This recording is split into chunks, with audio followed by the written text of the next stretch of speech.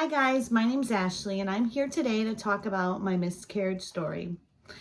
My miscarriage took place a little over a year ago, and it took me a long time to build up the courage to come on here and make a video explaining what happened. I watched all kinds of stories and videos from countless amounts of women who suffered miscarriages, and they're all so heartbreaking, but yet oddly they comforted me in my time when I was going through it. Just to see other women that made it through to the other side and that are doing okay now, it just really, I don't know, it just really helped me. So I'm gonna start off by telling you guys a little about me. I'm 34 years old and I live in the Midwest, United States, obviously. And yeah, so anyways, I found out on May 1st that I was pregnant. Yeah, I was super excited, and I didn't hold the news in long. I told everybody on Mother's Day that I was pregnant. I gave my mom and my mother-in-law a cute little box with a present in it. And yeah, and that's one of my little children right here. We're just gonna have to roll with it because I'm not gonna keep pausing and restarting this video. Yes, I'm making a video, baby. I love you. So anyways, yeah, so this is not going to be perfect, and it's probably going to be all over the place. But anyways, I told everybody on Mother's Day. I gave them like a little passy and something else, and like put it in a cute little box and printed out this little cute paper that said something on it, pretty much, you know, announcing the pregnancy. And I don't know, I just had a good feeling about it. We actually tried for this baby, so it wasn't like a surprise or anything. Well, anyways, I went to get an ultrasound done at like almost 7 weeks. And when I went in there, the lady who did my ultrasound was like, oh, like how far along are you supposed to be? And I told her like 6.5 weeks. She's like, you're barely pregnant. Yes, babe. Thank you. A fake ravioli. So good. Thank you so much. I love it. So anyway, she's like, you're barely pregnant. You're like maybe 5 weeks. Like, she said she could see a little gestational sac, but that was it. So I was like, okay, maybe I'm just off on my day, which I didn't think I was because I tracked everything through the app. Oh, thank you so much. Those are good too, pickles. Yeah, pickles. I got to eat my food. All right, here you go. You take it back to your room, okay? I love you. Don't put that in your mouth. You could choke. Give me that. Anyways, I left and I was pretty concerned, but still trying to stay hopeful. You know, like I tried to stay hopeful until the very end, until it was for sure that there was no baby coming from this pregnancy.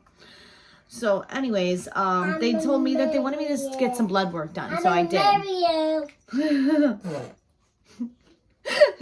I love you. So I went and got the blood work done, and for the HCG and my first blood test, it came back at 1,935. So then they had me come 2 more days later, and it was and that was May 26th, and it was 2,205. Okay, May 28th, 2,764. The levels were not doubling like they were supposed to. And I was even Googling like any kind of little sliver of hope I could grasp. Like if anybody had a successful pregnancy with numbers that didn't double. I think I read every single forum on Baby Center and Glow and everything. And yeah. So anyways, June 3rd, my levels were up to 3,621. June 5th, 3,629. So very slowly going up.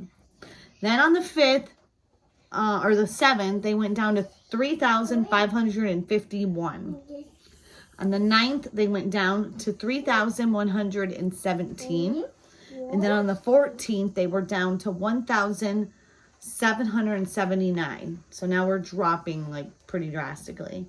And then on June 21st, they were down to 598. At this point, we were just monitoring my levels till they got back to 0. Okay. And then They got down to 141 June 28th, and then July 5th, they were down to 31. July 12th, they were down to 9. And then July 19th, they were down to a 3. I didn't start bleeding until June 9th. June 9th is when I started bleeding. And the crazy thing for me, which I didn't see on a lot of the videos I watched of other women, that's why I wanted to share mine, because I feel like mine's a little different. A lot of women had cramps and pain. I had no cramps. I had no pain throughout any of this. And also a lot of women's bleeding only lasted like a few weeks. My bleeding lasted for 67 days. 67 days of bleeding. And like I said, I had no cramps, no pain. It was just bizarre. I did have one more ultrasound, and at that time I should have been 8.5 weeks or so, and that ultrasound only showed a yolk sac. So there was no baby or anything like that. On June 23rd, I went to the doctor. They wanted to give me an ultrasound to make sure I passed everything on my own, because I chose to do it natural. I didn't want to have the DNC because I guess there's a risk of scar tissue and stuff. And I've had all C-sections, right? So I didn't want to risk getting any more scarring or scar tissue than I already had. So, especially since I was trying to have another baby. Anyways, when I went to the appointment, that showed I had passed most everything on my own. But my doctor did prescribe me misoprostol to clear anything else that was left in my body. So I did have to take that. Yeah, so that's pretty much how my miscarriage went. A lot of bleeding. It felt like it was never ending. I literally showered and took a bath every day because I just felt so gross from all the blood. And with that, I washed my hair, which you're not supposed to do every day. So my hair suffered through all this too. Like, it got really dry and brittle, and it wasn't good. But I didn't even care.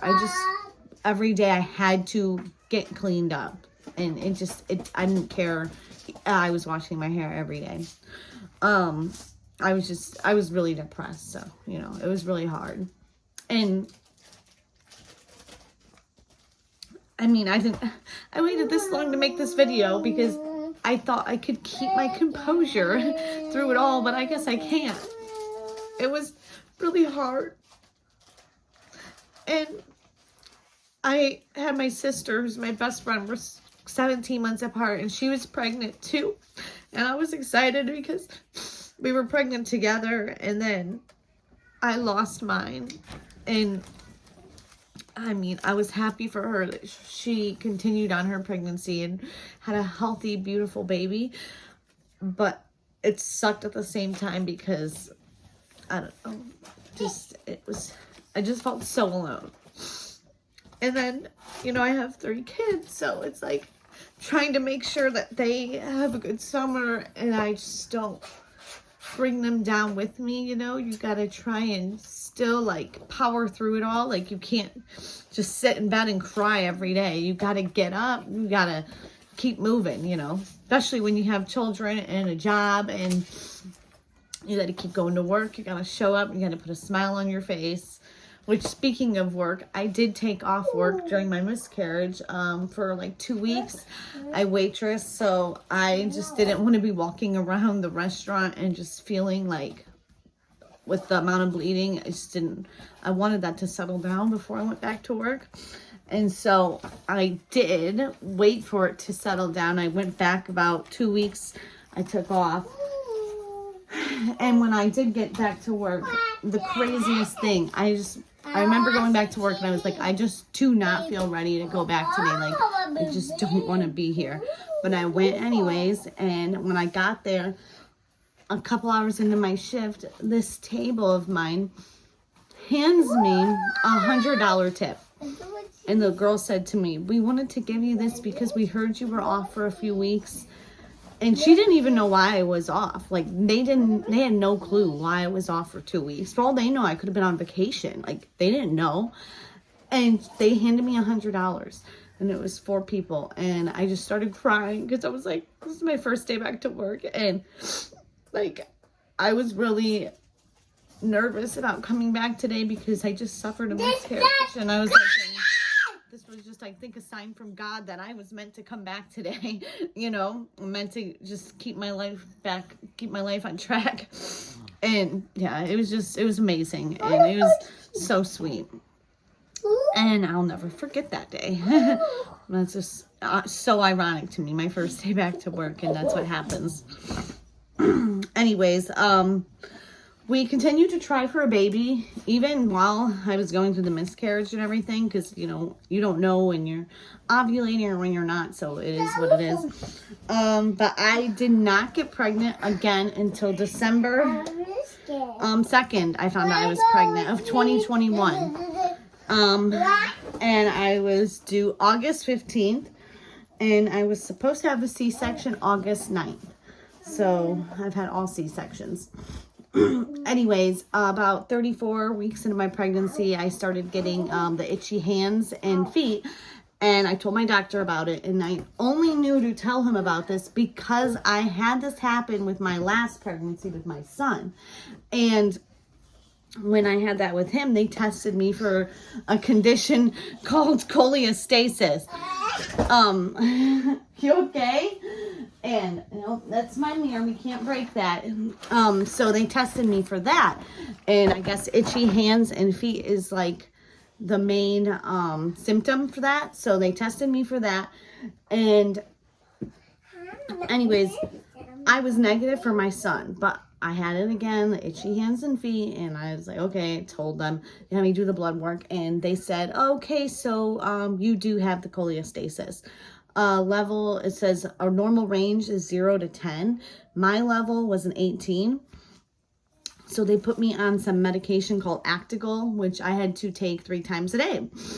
And I went in for my doctor appointment, like my 36-week checkup, and he says, okay, so we're gonna deliver this baby next week. I was like, I'm sorry, come again, what? He said, yeah, you're gonna have the baby next Wednesday. And this was on a Monday. I said, oh, you've got to be kidding me.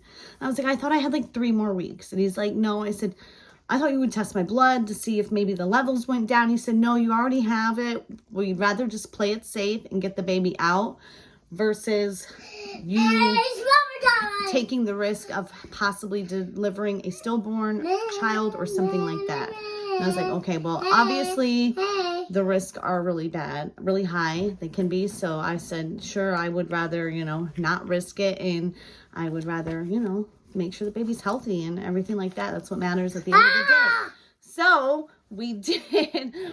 We had to have her July 27th of 2022. And she is the sweetest little thing. Her name is Jolene. And yeah, anyways, I'm going to end this video here because this little guy obviously needs my attention. And maybe I'll make another video about the cholestasis and my hospital stay and everything with that with her. But yeah, so we'll see. This, like I said, was just my first video, and I really wanted to make it about this because I felt it was super important. And anyways, thank you guys for watching. If you have any questions, feel free to ask them. I'll do my best to answer them. And like I said, I'm new at this, so my first YouTube video. So if you guys could like, subscribe, and comment, I would appreciate that. And yes, I will talk to you soon, okay? He's like a pro. Okay. All right. Thank you guys. Bye. Bye.